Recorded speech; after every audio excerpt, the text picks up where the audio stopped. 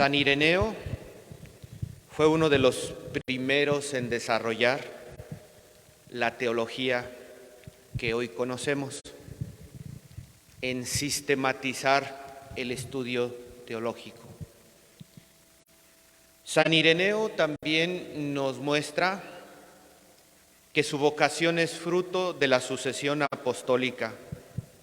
Me explico. Cuando estaba Jesús entre nosotros, junto a él estaba San Juan Evangelista. San Juan Evangelista transmitió la fe a San Policarpio de Esmirna y San Policarpio de Esmirna transmitió la fe a San Ireneo. Es así como se manifiesta la sucesión apostólica en nuestra Iglesia, de Juan Evangelista a Policarpio y de Policarpio a San Ireneo. Y eso nos garantiza que lo que ha enseñado San Ireneo es conforme a lo que nos han enseñado los apóstoles que estuvieron con Jesús. Y una de las primeras cosas que nos enseña San Ireneo es: el Evangelio no es una fuente meramente de conocimiento. El Evangelio, sobre todo, es un encuentro de vida. O explicado de otra manera, el Evangelio no se aborda para conocerlo más. El Evangelio se aborda para vivirlo más en nuestra propia vida. Había una secta. Ireneo luchó contra los herejes. Así es uno de sus libros más famosos. Principalmente luchó contra el gnosticismo. Uno dirá, pues ¿qué cosa será eso? Pues no es algo muy lejano, porque en nuestros días todavía hay gente que cree que ser gnóstico es bueno, cuando ya desde los primeros siglos nuestra Iglesia luchó contra el gnosticismo. ¿Qué cosa es el gnosticismo? Aquellos que piensan que conocer más las cosas de Dios, por el hecho de conocerlas más, ser sabio en las cosas de Dios, te hace mejor que los demás. Dan prioridad al conocimiento, pero no lo viven en su vida. Los gnósticos despreciaban a los sencillos, porque los sencillos no podían comprender cosas muy elevadas de teología, y por lo tanto los gnósticos se iban apartando como un grupo selecto, los que saben, los iniciados, que han avanzado en el conocimiento, principal elemento de salvación. Nosotros sabemos hoy día que no es así, pero en nuestra Iglesia hemos utilizado esa realidad para dividir.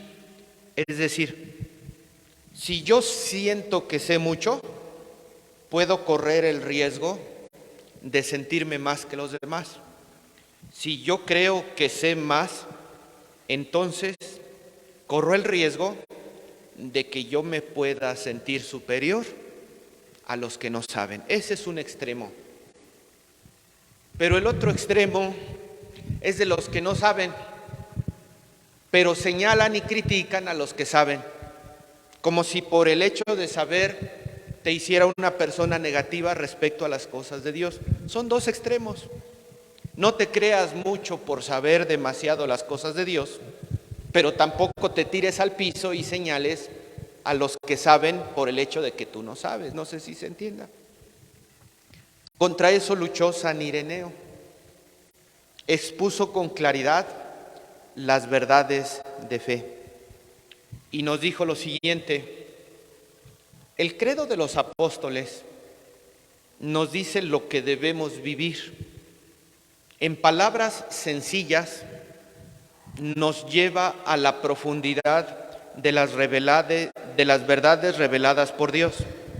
Por lo tanto, si tú no has estudiado teología, si tú no has asistido a cursos, con que vivas el credo es suficiente y el credo por sí mismo te va a ir llevando de la mano al descubrimiento de las verdades que nos enseñaron los apóstoles. En definitiva, lo que Ireneo nos quiere dejar claro: no hay cristianos superiores por el hecho de que sepan más. No hay cristianos que sean mejores cristianos por tener la oportunidad de ser intelectuales de la religión. La fe apostólica procede de Jesús y Jesús le dio prioridad a los sencillos y humildes. Y esa enseñanza de Jesús nos es transmitida por la acción del Espíritu Santo. Es todo lo que se necesita. Las verdades de fe que nos transmiten los apóstoles, la acción del Espíritu Santo para que nosotros comprendamos las verdades de Dios. Una de esas frases famosas que nos enseñó Ireneo y que pueden quedar para nosotros grabadas: el Hijo de Dios se hizo hijo de hombre para que el Hijo de hombre llegara a ser hijo de Dios. Dios se hizo hijo para que tú vivas como hijo de Dios. Si tú no vives como hijo de Dios, tiras a la basura el que el Hijo de Dios se haya hecho hijo de hombre. La gloria de Dios es el hombre vivo.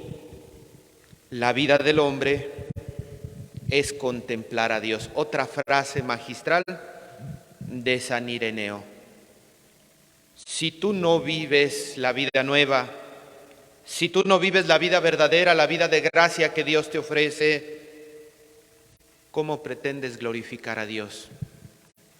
Dios nos ha dado vida y vida en abundancia. Hay que vivirla, porque en la medida en que tú te atreves a vivir esa vida nueva, esa vida de gracia, esa vida en abundancia, de esa manera glorificas a Dios. Y cómo tú puedes disfrutar en esta vida todo lo que Dios te ha dado, contemplándolo a Él. Vive y contempla la realidad de Dios y ahí encontrarás la plenitud de tu vida. Lo decíamos este domingo: hay quienes quieren vivir apartados de Dios, hay quienes quieren vivir en la justicia de los hijos de Dios. La gloria de Dios es que el hombre viva. La gloria del hombre es contemplar a Dios. Vive en la justicia de los hijos de Dios y encontrarás la gloria que Dios quiere para ti. Y si Dios ve que tú vives esa vida nueva que Él te da, lo estarás glorificando a Él. Y es así como llegamos al Evangelio que hoy nos presenta la liturgia, que nos dice nuestro Señor. Estamos en el capítulo 7 del Evangelio de San Mateo. Recuerden que el domingo nos decía: no juzgues y no serás juzgado. A nosotros no nos toca señalar, a nosotros no nos toca etiquetar, a nosotros no nos toca decir quién es bueno, quién es malo. Eso solamente le toca a Dios. A nosotros nos dice Jesús: cuídense de no ser como aquellos que lo hacen. Desde el lunes nos decía, y hoy nos da otra alerta y nos dice: cuídense, pero ahora cuídense con los falsos profetas. Nosotros no somos quienes para decir quién es buen profeta y quién es mal profeta. Eso se lo dejamos al Señor. Pero el Señor nos dice: cuídense, porque se acercan a ustedes disfrazados de ovejas, pero por dentro son lobos rapaces. Ya decíamos el lunes, quien está de la mano de Dios, construye. Quien está apartado de Dios, destruye. Quien está según el plan de Dios, busca que tú crezcas. Quien no está en el plan de Dios, busca que tú desaparezcas. Y pudiéramos agregar una tercera expresión. Un verdadero profeta te lleva de la mano a Dios. Un falso profeta quiere que tú lo admires a él. Después de repasar brevemente a San Ireneo, vemos también el Código de Derecho Canónico, que nos dice, para estar en plena comunión con la Iglesia, se debe observar. O sea, yo lo primero que te diría es, para que sea un verdadero profeta, debe de estar en plena comunión con la Iglesia. Si no está en plena comunión con la Iglesia, ¿tú crees que puede ser un verdadero profeta? Yo no lo estoy juzgando. Yo me estoy remitiendo a lo que me dice la Santa Madre Iglesia. Nos dice, para estar en plena comunión con la Iglesia, Código de Derecho Canónico, hay 3 requisitos que no se nos deben de olvidar. 3 requisitos. Primero, estar en armonía con la fe enseñada por los apóstoles y transmitida por la Iglesia. Si tú dices, no, sí, yo todo lo de Dios, pero no creo en la Virgen, pues entonces no crees en la fe. No, sí, yo todo lo de Dios, pero no creo en la resurrección de los muertos, entonces no crees en la fe. No, sí, yo todo lo de Dios, pero no creo en los apóstoles, entonces no estás en sintonía con la fe. Primer requisito, que estés en sintonía con el credo, que estés de acuerdo con todo lo que nos dice el credo. Si no profesa todo lo que dice el credo, cuidado, puede ser un falso profeta. Segundo elemento que nos dice el Código de Derecho Canónico, que viva los sacramentos. Si no vive los sacramentos, cuidado, puede ser un falso profeta. Si no se confiesa, si no comulga o si no viene a misa los domingos, cuidado, porque no está viviendo como nos lo pide nuestra Santa Madre Iglesia y puede ser un falso profeta. Tercero, y es algo de lo más difícil, pero que todos, hasta nuestro obispo, lo tiene que vivir. Apenas la semana pasada nuestro obispo fue con el Papa Francisco, con todos los obispos de la región, a la visita ad limina para dar cuenta al Santo Padre de la situación que guardan nuestras diócesis. ¿A qué me refiero? Primer elemento del Código de Derecho Canónico, el credo. Segundo elemento, los sacramentos. Tercer elemento, la obediencia a la autoridad eclesiástica. Nuestro obispo va a presentar cuentas al Santo Padre y le debe obediencia. Nuestros sacerdotes van a presentarse ante el obispo y le deben obediencia.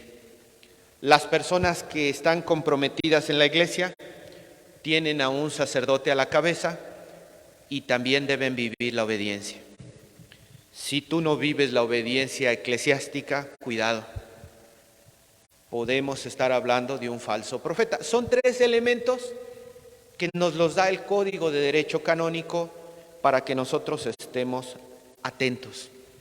Ahora, según el Evangelio, regresando al Evangelio, nos dice, ustedes no se fijen tanto en sus palabras, sino más bien fíjense en su forma de vivir. Eso decía San Ireneo. San Ireneo, en esa época en la que él vivió, había mucha gente elocuente, mucha gente que sabía hablar muy bien. Los gnósticos decían que sabían mucho. Y precisamente como Ireneo luchó contra los gnósticos, le decía a los cristianos, no basta fijarse en sus palabras, sino en su forma de vivir. Es la forma de vivir la que nos manifiesta a un verdadero profeta. El verdadero profeta es el primero que debe buscar convertirse.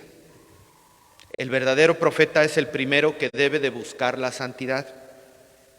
El verdadero profeta es el primero que debe vivir las verdades de fe. El verdadero profeta debe esforzarse viviendo como Cristo vivió, manso y humilde de corazón, decíamos el lunes, Nuestro Dios es un juez justo, manso y humilde de corazón. Es decir, el verdadero profeta debe buscar vivir en la humildad, en la obediencia de los hijos de Dios, porque su liderazgo brillará en la misión, pero para que brille debe de partir de la humildad en la obediencia. Finalmente, el verdadero profeta, su forma de amar es sirviendo para Dios, sirviendo para la iglesia, no sirviéndose a sí mismo. Si tú ves que aquel profeta quiere sacar solamente beneficio personal, cuidado, no es un buen profeta. El verdadero profeta no busca el beneficio propio. El verdadero profeta busca servir a Dios, busca servir a la iglesia y no necesita los puestos más altos para poder servir. Se puede servir al Señor desde los puestos más humildes. El Evangelio termina diciendo: por sus frutos lo reconocerán.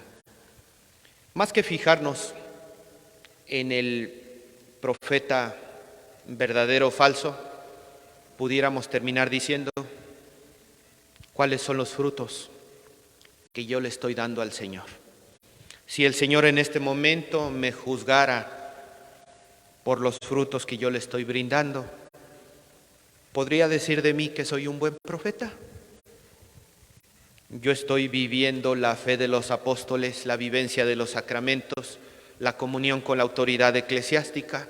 ¿Soy un verdadero profeta? Yo soy el primero que busca convertirse, que busca la santidad, que busca vivir las verdades de fe. ¿Soy un verdadero profeta? Es un día entre semana. Si fuera domingo, tendríamos un auditorio más amplio, donde el sentido de la reflexión sería diferente, pero se supone que entre semana venimos a misa los que nos esforzamos por vivir de una manera más puntual nuestra fe, más comprometida. Entonces yo creo que bien nos cabe esa pregunta: ¿qué tanto yo estoy brindando frutos para que mi Señor me considere como un verdadero profeta? Que así sea.